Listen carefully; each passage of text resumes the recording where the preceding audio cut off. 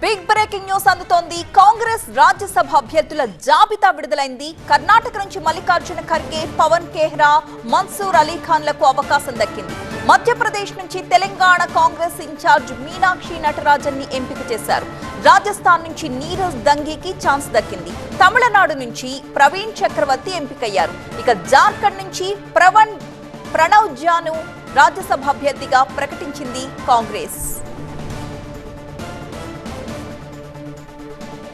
కాంగ్రెస్ రాజ్యసభ అభ్యర్థుల జాబితా మనం చూస్తున్నాం. కర్ణాటక నుంచి మల్లికార్జున ఖర్గే, పవన్ ఖేహ్రా, మన్సూర్ అలీఖాన్లు, మధ్యప్రదేశ్ నుంచి తెలంగాణ కాంగ్రెస్ ఇన్ఛార్జ్ మీనాక్షి నటరాజన్ ఎంపికయ్యారు. అటు రాజస్థాన్ నుంచి నీరజ్ దంగీకి అవకాశం దక్కింది. తమిళనాడు నుంచి చూస్తే ప్రవీణ్ చక్రవర్తి ఎంపికయ్యారు. జార్ఖండ్ నుంచి ప్రణవ్ ఝాను రాజ్యసభ అభ్యర్థిగా ప్రకటించింది కాంగ్రెస్.